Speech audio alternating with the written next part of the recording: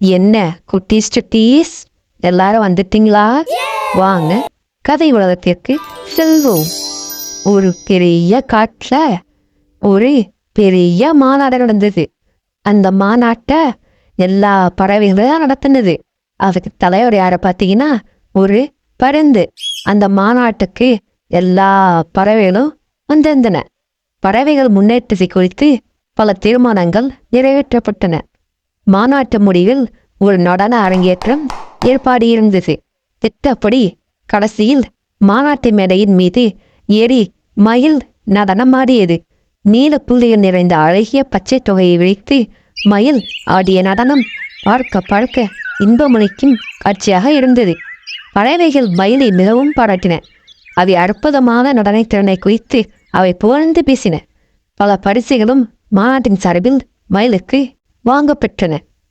இவற்றையெல்லாம் ஒரு சேவல் பார்த்து கொண்டிருந்தது.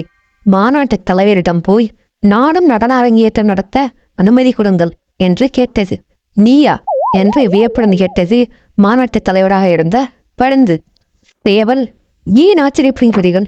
என்னையும் ஆளவிட்டு பாருங்கள். வாய்ப்பு கொடுத்தால்தானே திறமை இருக்கிறதா இல்லையா என்று தெரிந்து கொள்ளலாம் என்று அடித்து பேசியது சேவல். மாநாட்டு தலைவர் பருந்து அனுமதி கொடுத்து விட்டது. சேவல் மேடையின் மீது ஏறியது. வால் போல் நீடிருந்த தன் சிறைகளை விரித்து கொண்டு அதை நடனமாடியது.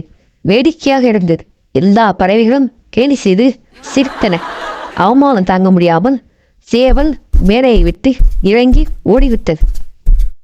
என்ன குட்டீஸ், இந்த கதை நேரம் என்ன தெரிஞ்சுக்கிட்டோம்?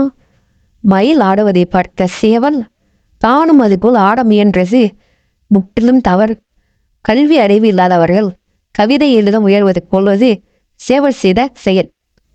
என்ன குட்டீஸ், மீண்டும் அடுத்த கதை உலகத்தில் சந்திப்போம். நன்றி, வணக்கம்.